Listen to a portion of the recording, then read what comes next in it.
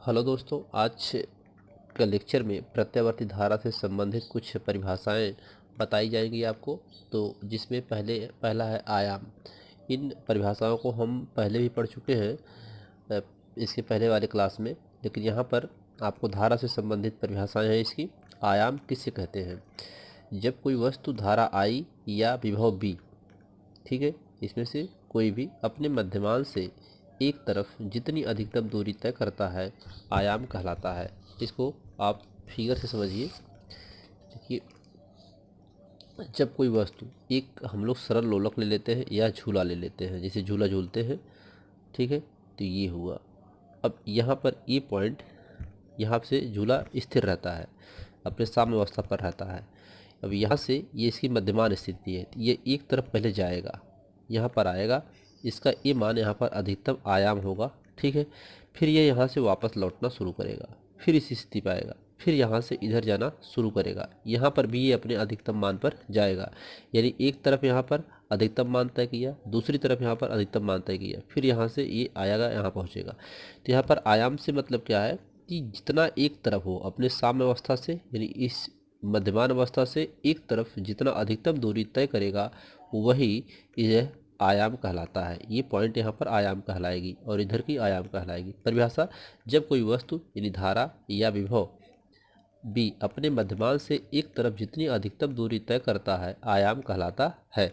ऐसे इसको हम इस तरह भी समझ सकते हैं। ऐसे जब धारा चलती है तो यह इसका मान पिक पॉइंट I0 अधिकतम धारा प्राप्त करता है। यहाँ प्लस में होता है और यहाँ माइनस में I धारा होती है, ठीक, अधिकतम होती है। तो ये पॉइंट यहाँ आयाम कहलाती है, यानी वह अपने स्थिर अवस्था से, तो ये मान यहाँ पर अधिकतम हो जाता है, ठीक है। तो यह आयाम कहलाता है। अब आवर्तकाल क्या है? आवर्तकाल भी होता समय, टाइम पीरियड जिसे बोलते हैं। प्रत्यावर्ती धारा अथवा विभव को एक चक्कर लगाने में जो समय लगता है उसे आवर्तकाल T कहते हैं। देखिए, अब यह चक्कर यहाँ समझिए आप, यहाँ से अपने मध्यमान से यानी साम्यावस्था से ये यहाँ गया, फिर यहाँ आया, फिर यहाँ पहुँचा, फिर यहाँ आया, तो ये भी इसका एक चक्कर पूरा होता है इस झूले का। उसी प्रकार से यह अपने साम्यावस्था से यहाँ, फिर यहाँ, फिर यहाँ, अर्थात यहाँ पर यह इसका आधा चक्कर, चौथाई पूरा होता है। यानी आवर्तकाल को T से बदलकर T/4 होता है ये वाला चक्कर।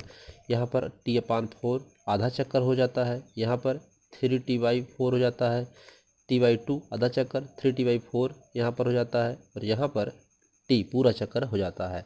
इसी प्रकार से यह आवर्तकाल कहलाता है, अर्थात एक समय पूरा होता है, ठीक है। तो प्रत्यावर्ती धारा अथवा विभव को एक चक्कर लगाने में जो समय लगता है उसे आवर्तकाल T कहते हैं। यानी यहाँ से यहाँ तक आने में, उस झूले को यहाँ से यहाँ तक पहुँचने में जितना समय लगेगा वह T अर्थात आवर्तकाल कहलाता है। T प्रत्यावर्ती धारा का आवर्तकाल T बराबर होता है 2π/ω। अब T बराबर 2π/ω होता है। अब इसको पहले समझिए। यहाँ पर देखिए, कोणीय, हम जानते हैं कि कोणीय वेग, कोणीय वेग, कोणीय वेग बराबर क्या होता है? कोणीय विस्थापन, कोणीय विस्थापन बटा समय, ये होता है सूत्र। तो कोणीय वेग क्या है? ओमेगा होता है। कोणीय विस्थापन 2π। अब कोणीय विस्थापन यहाँ 2π हो रहा है। देखिए, एक बार ये पाई विस्थापन होगा, 180 अंश पे जाएगा, फिर ये पाई विस्थापन होगा, ठीक है। यानी प्लस की तरफ 180 और दूसरे माइनस की तरफ 180 होगा इस एक्स अक्ष से, ठीक। तो यह एक पाई यहाँ पर मान हुआ और फिर ये पाई हुआ। तो ये कोणीय में, एक कोण में घूमता है, इसका जो आवर्त होता है कोण में होता है, तो इसे कोणीय विस्थापन कहते हैं। जो वस्तु होती है इतना विस्थापित होती है, धारा जो होती है वह इस कोणीय विस्थापन से गति करती है। तो एक पहले आधे चक्कर में पाई और दूसरे आधे चक्कर में पाई। इसको आप इस तरीके से भी समझ सकते हैं कि एक वृत्त बना करके ऐसे भी समझ सकते हैं। तो ये पहला आधा चक्कर यहाँ से यहाँ तक कितना होगा? 180 अंश होगा, अर्थात पाई होगा, ठीक है। दूसरे आधे चक्कर में 180 होगा बराबर पाई होगा, ठीक है। तो इस तरह भी समझ सकते हैं आप। तो इसका मान T हो गया। अब T को यहाँ ले जाओ, ओमेगा को यहाँ लाओ, तो T बराबर क्या हो जाएगा? 2π/ω। तो यही इसका आ जाता है आवर्तकाल, ठीक है, तो ये टी और 2 पाई/ओमेगा हो गया जो आपको यहाँ समझाया गया है। ठीक, इसके बाद आता है आवृत्ति। ठीक है, ये आप यहाँ से नोट्स बनाते चलिए। इसके बाद आवृत्ति। आवृत्ति क्या है?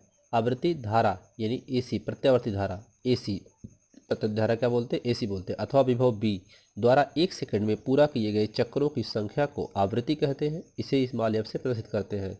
आवृत्ति को क्या कहते हैं?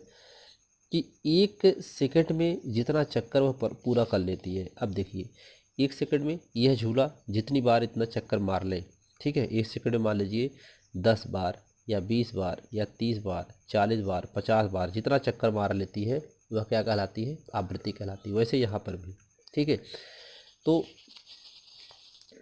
यह बराबर 1/t, यानी एकांक समय में जितना चक्कर वो पूरा कर लेती है। अर्थात अब यहाँ पे देखिए यह बराबर 1/t, ठीक है। अब यहाँ पर t का मान हम लोग ये जानते हैं, यह बराबर क्या हो जाएगा? 1/t का मान है 2 पाई/ओमेगा है, 2 पाई/ओमेगा है। ये t का मान यहाँ पे रख दिया गया इसमें, तो यह बराबर हो जाएगा, ये ऊपर चला जाएगा तो ओमेगा/2 पाई आ जाएगा, ठीक है। तो यह बराबर ये सूत्र बन जाएगा। तो यह बराबर ओमेगा/2 पाई।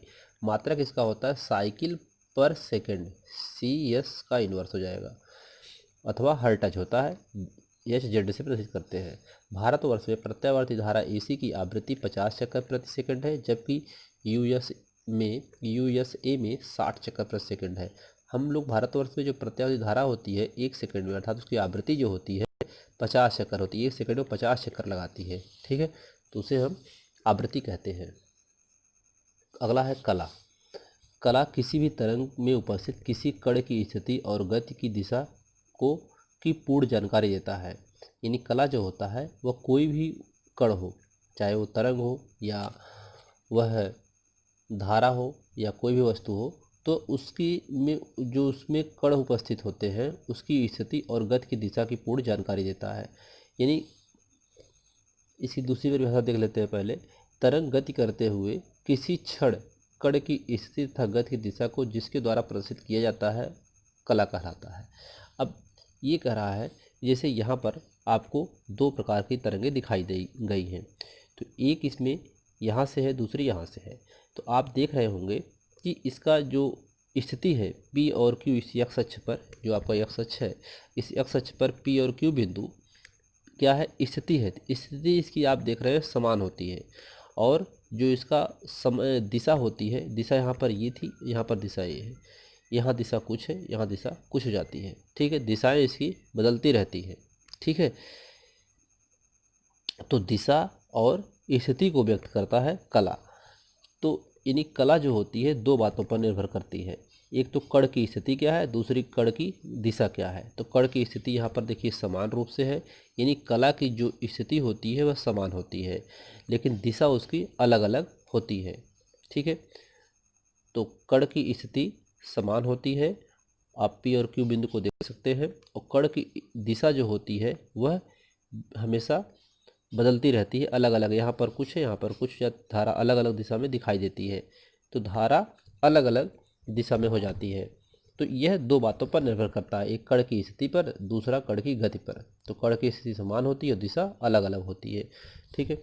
अब अर्थात कला 2 समान तरंग दैर्ध्य की तरंगे के मध्य सापेक्षिक विस्थापन को भी दर्शाता है, कि कौन सी तरंग अन्य तरंग से कितनी आगे है या पीछे है, ठीक है। यहाँ पर ये बताता है कि कौन सी स्थिति जो इसकी होती है, ये इनके दोनों तरंगों के बीच को ये दर्शाता है कि वह कितना आगे है और कितना पीछे है एक तरंग दूसरी तरंग से, ठीक है।